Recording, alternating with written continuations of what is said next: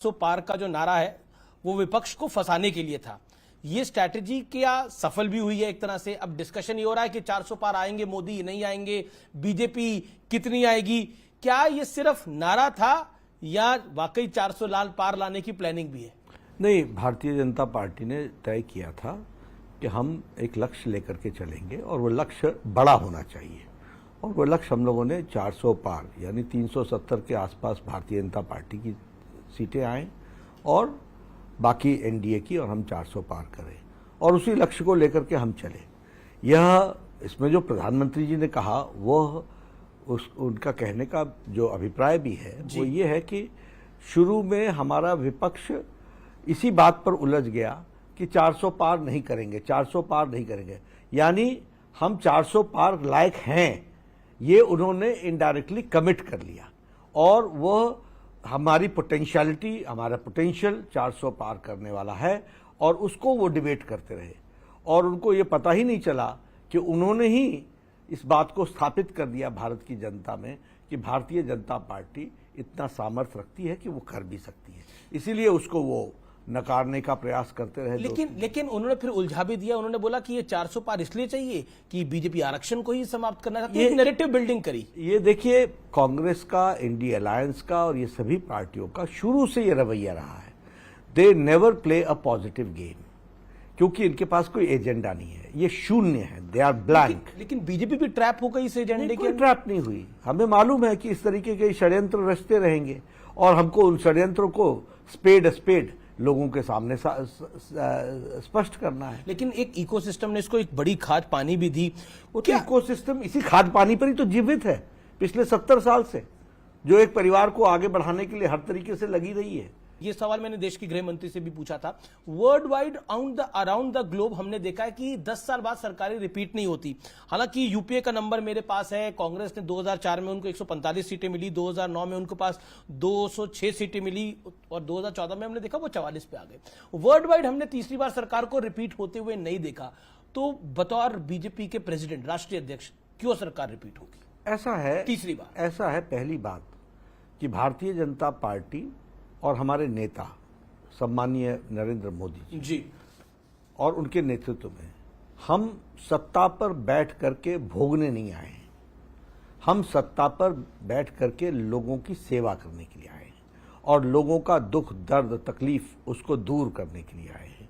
और प्रधानमंत्री मोदी जी ने पिछले 10 वर्ष नहीं, 12 वर्ष गुजरात के और 10 वर्ष यहाँ के हम जोड़ लें, उन्होंने दिन रात पल पल एक एक घड़ी उन्होंने जीवन का, भारत की जनता की तस्वीर तकदीर बदलने के लिए, उनको सशक्तिकरण करने के लिए, उनको एम्पावर करने के लिए, देश को आगे ले जाने के लिए हर पल लगाया है। तो दोनों के सोच में अंतर है। क्योंकि अटल जी की सरकार भी हमने 2004 में जाती हुई देखी, उस समय एक शाइनिंग इंडिया मूवमेंट था। बार बार ऑपोजिशन एक नैरेटिव को बिल्ड कर रहा है क्योंकि हम 6 चरण पे पहुंच चुके हैं चुनाव के। क्या ये शाइनिंग इंडिया मूवमेंट नहीं हो जाएगी भारतीय जनता पार्टी के साथ? क्या ऐसी संभावना की बात जो कुछ एक बड़ा वर्ग कर रहा है उस एक पर बड़ा वर्ग नहीं, वो सदा से करता हुआ वही एक वर्ग है जी, वो हमेशा करता रहेगा, उससे हमें विचलित होने की जरूरत नहीं है। हाँ, हम अपनी गलतियों से सीखने वाले लोग हैं। लेकिन आजकल विपक्षी नेता कई सेफोलॉजिस्ट बन गए हैं। मैं एक एक करके नाम लेता हूं। अखिलेश कहते हैं कि बीजेपी को 140 सीटें मिलेंगी, राहुल गांधी 150, अरविंद केजरीवाल 220, मल्लिकार्जुन खड़गे ने दावा किया है, उन्होंने बोला कांग्रेस की 270 आ रही हैं।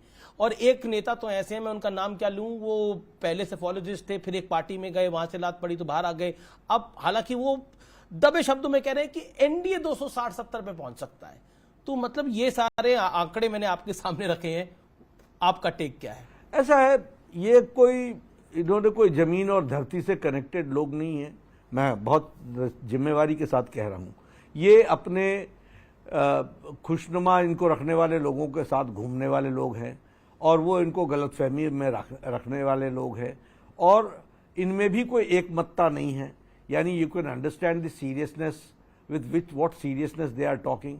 इनकी इच्छा है कि बीजेपी अच्छा ना करे, तो मुंगेरी लाल के हसीन सपने ये देखते हैं। अखिलेश जी ने तो एक रिपोर्टर को बोला कि उत्तर प्रदेश में समाजवादी पार्टी और कांग्रेस की यानी 2 लड़कों की जोड़ी की 79 सीट्स आएंगी। एक बनारस उन्होंने बोला, उन्होंने कोट अनकोट क्योटो की सीट हो सकता है बीजेपी जीत जाए। ऐसा है, मैं उसमें भी कहना चाहूंगा, यही दो लोगों ने एक फिल्म बनाई थी ना 2017 में, और फिर वो फ्लॉप हुई थी, बुरी तरीके से फ्लॉप हुई थी, और फिर ये बिछड़ गए थे। फिर दो भाई वापस मिले हैं आपस में, दोनों शहजादे। ठीक है, गम भुलाने के लिए गालिब ख्याल अच्छा है, 4 तारीख को उसे 2019 में आप भी उत्तर प्रदेश के प्रभारी थे, सपा और बसपा का एक बहुत जबरदस्त अलायंस था, आरएलडी भी थी। इस बार आपको उत्तर प्रदेश का नंबर कैसा दिखाई देता है? अखिलेश जी को 79 अपना दिखाई दे रहा है। हाँ, वो ठीक है। भारतीय जनता पार्टी 2019 से ज्यादा सीटों से 2024 में उत्तर प्रदेश में आएगी। आप कह रहे हैं कि 63 से ज्यादा सीटें? जी बिल्कुल। जी, मैंने प्रधानमंत्री मोदी का इंटरव्यू किया तो उन्होंने कहा कि मोदी का घोर विरोध करके ही विपक्ष चुनाव जीतना चाहता है। मानो मोदी का विरोध ही विपक्ष का एकमात्र एजेंडा बन गया है। इसे आप कैसे देखते हैं? क्या आपको लगता है मोदी फैक्टर है पूरे चुनाव के अंदर, छठे राउंड तक? पूरे 7वें राउंड में भी रहेगा जी।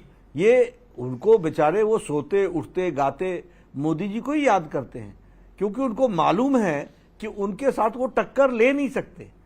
और भारतीय जनता पार्टी के लिए भी ये बहुत सौभाग्य की बात है कि हमारे को ऐसी शख्सियत, ऐसा नेता पार्टी में हैं जिनका लोहा देश मानता है और दुनिया उनको अनुकरण करती है, देखती है, समझती है, उनकी बातों को फॉलो करती है। तो ऐसे लोगों की चर्चा, वो अगर ये मोदी राग ना लापे या मोदी जी के बारे में दिन रात बात न करें तो और करेंगे क्या? जी, मेरा